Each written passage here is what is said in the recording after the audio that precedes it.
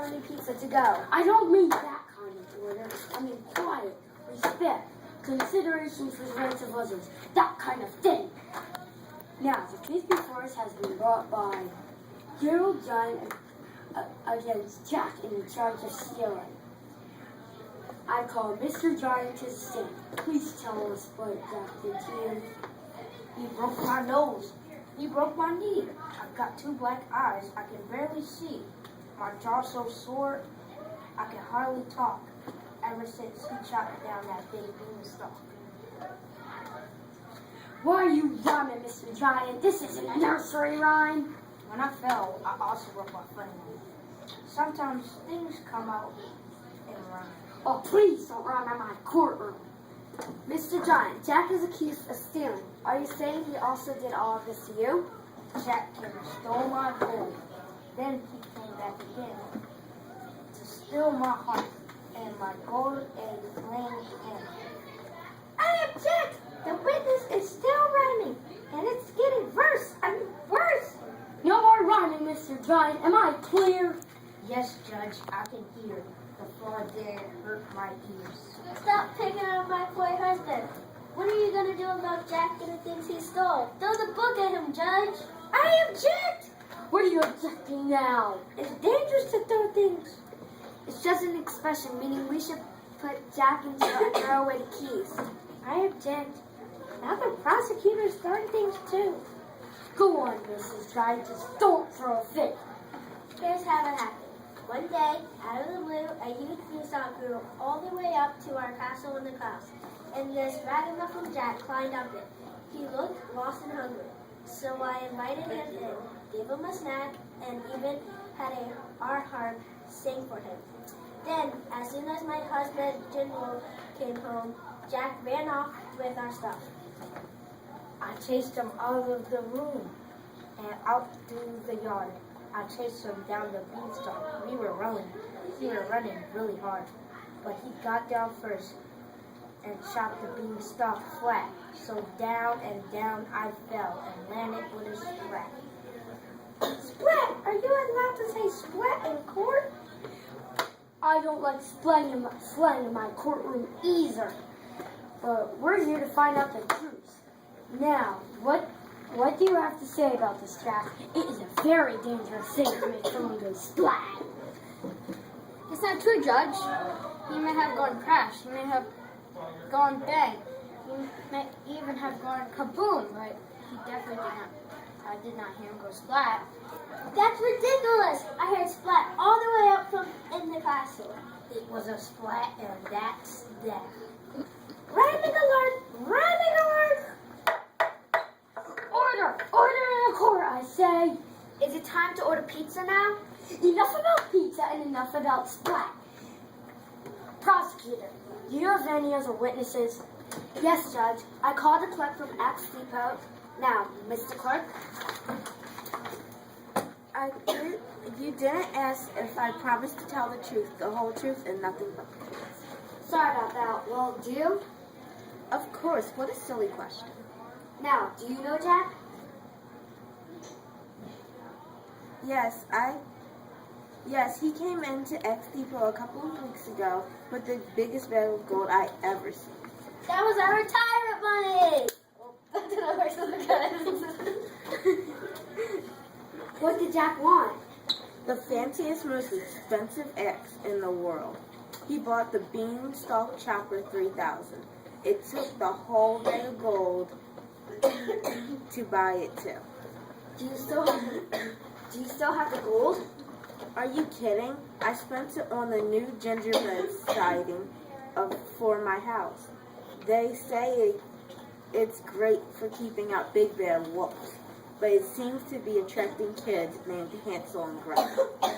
Thank you, Clint. For my next witness, I called the host of the Little Woodland Cottage Shopping Network. Now, do you know the defendant, Jack? No, but I know his mother. Last week, he called the network and bid on the most expensive gown in the world. She wanted to wear it to some fancy ball that Prince Charming was throwing. They're throwing things again! Go on, please. Well, she she didn't have any money, but she claimed she had a hen that laid golden eggs. Did you take the hen for the gallon? I may be a fairy tale character, but I wasn't late yesterday. Who would make a hen that lays golden eggs for a dress? When is it my turn to cross and carry the witness? Okay, go ahead. Thanks. Did Jack's mother say where the hen came from? Not exactly, but we all know the story, right? Don't assume we know the truth just because someone else told you. That's why we're having this trial. Maybe Jack's mother raised the hen herself. If Jack can grow beanstalks that reach into the clouds, why not hens that can grow eggs? She told me her son stole it from a giant. I said he got it from some giant. That's not the same thing. Stole it or got it. It's still my hen. You better give it back again. He's running again, Judge! Order in the court, and not one word about pizza. Defense attorney, call your witness. It's about time. I called Jack. You promise to tell the truth? The whole truth? Of course the whole truth. Mostly the truth? No! It has to be the whole truth and nothing but the truth. You're making this really hard. Just tell us what happened. It all started when I took Milky White to the market. Who's Milky White? He's my cow, or at least he was my cow. My mother sent me into town to sell him. Her. I told you to sell her. Milky White milk comes from girl cows. Look, Judge, we called her Milky White because she was milky on the outside, but she hadn't been milky on the inside for a long time. And we were broke. We had to sell her. I was on my way to the market when this mysterious man came out of the shadows. A mysterious man? I hope you don't expect us to believe that. He had a hat on and didn't say a word to me. That sounds pretty mysterious to me. Anyway, he took Milky White and gave me 5 beans. Her. Milky White is a her. Anyhow, did I tell you to sell the cows for beans? Who sells cows for beans? But Mom, I told you they were magic beans. Did you listen? No. He threw them away, and the next morning, just like magic, a huge beanstalk was growing in our yard. From your yard to our castle, and boy, did it make a mess of my flower garden. What did you do next, Jack? I climbed up the beanstalk and at the top of the gigantic house in the clouds.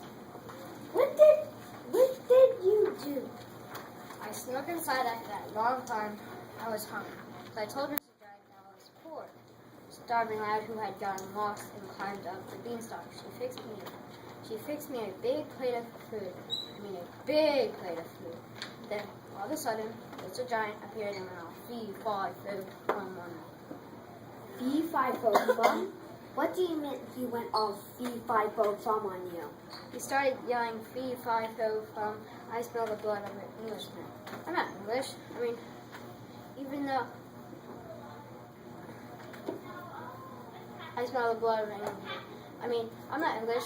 I don't even know what Englishman smells like. But I wasn't taking any chances. Gerald is always going fee-fi-fo-fumming. Judge, he doesn't mean anything by it.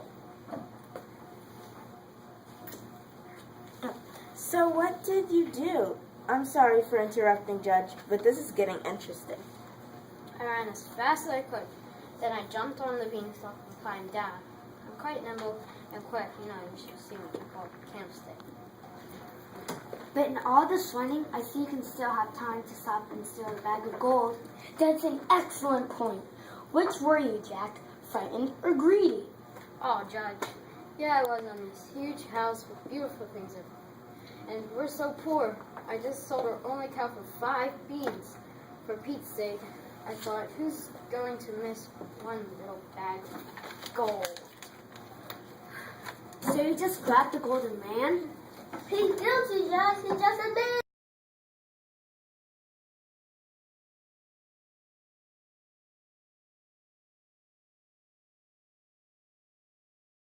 tea.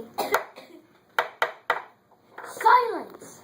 Now you listen, Jack. Did you steal all the things from Mr. and Mrs. Giant, yes or no? Yes, I did. And did you chomp down that beanstalk? With my husband on it? Yes, I admit I was wrong. I'll take the blame. I don't think it's all my fault. I didn't ask for magic beans. I didn't ask for the beanstalk to grow into the giant's yard. How about the guy with the beans? Isn't he responsible for what happened too? Who was that guy with the beans anyway? The name is Bean Guy. Bean guy? Yes, Bean Guy. I'm traveling from fairy tale to fairy tale, giving people magic beans. I've never heard of you before. That's because this is my first fairy tale. After this, they got me scheduled for a fairy tale tour. I do the Princess and the Pea next. I don't get it.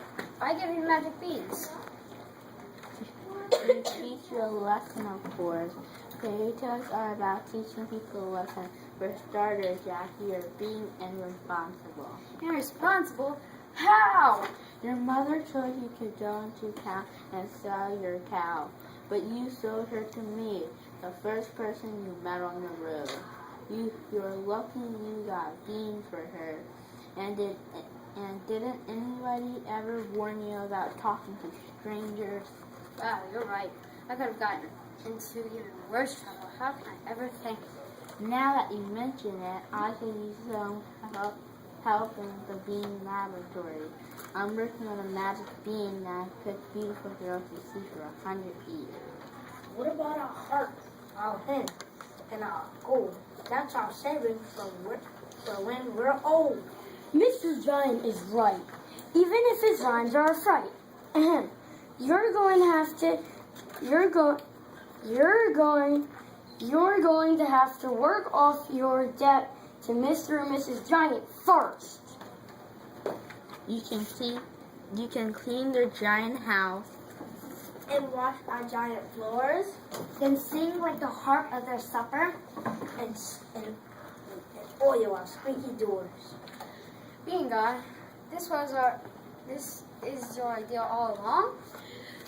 You know how Cinderella has her fairy godmother. Jack, you have Bean Guy.